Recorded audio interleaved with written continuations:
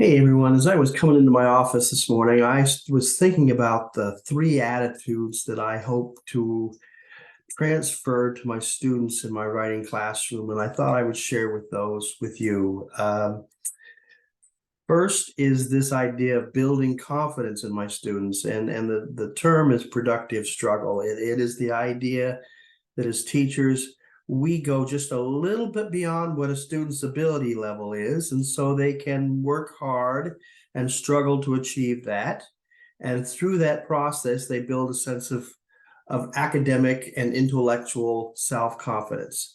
And so I do that by setting up writing tasks that do ask them to do just a little bit more beyond what they're able.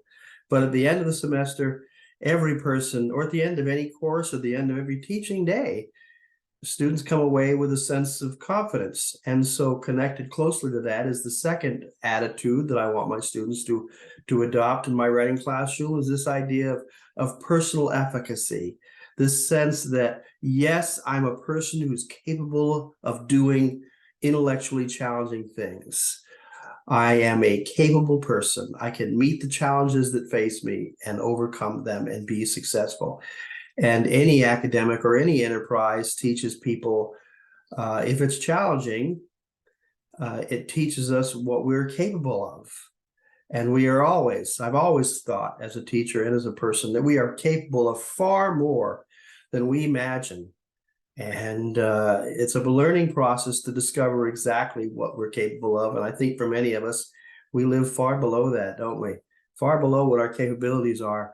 The third idea or attitude that I want my students to take away from my writing class is this combating against the attitude of perfectionism, right? And this rears its head, certainly in the area of writing, where students write at the last minute, the night before an essay is due through their high school experience, and they want to make it perfect, or they worry that it's not perfect, it's not going to make the teacher happy, and that gets very little distance for us, right? I mean, all of us need to be less committed to making something absolutely perfect on the first try anyway, right? I mean, we grow as we reach and strive.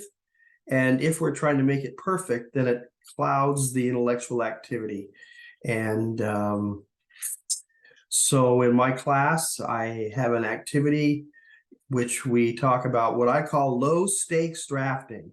The idea here is that drafts don't have to be magnificent. They have to represent your ideas as developed as they are at that time, get them on the paper.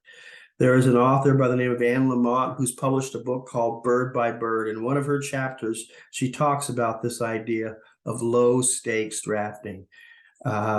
Every great writer very often has had this experience where they don't know what they're going to say until they say it, until they put pen to paper, fingers to keyboard.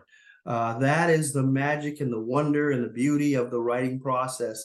It's a tool for thinking. And if you don't engage with it and allow it to be a tool for you, then you imagine that your projects, your writing needs to become fully formed in the mind before you ever set pen to paper. And that's just, if we waited for that, we'd never write, would we? And if you struggle with trying to make it perfect and say things in just the right way, you will never write. We all need to learn to let go of that need to be perfect and just try to say what we want to say to an audience. So these are the three values or attitudes that I want my students to come away from my writing courses with, right? Confidence, efficacy, and I won't say perfectionism because I don't want them to be perfectionists. Understanding and diminishing and doing away with their drive for perfectionism. Thank you for listening.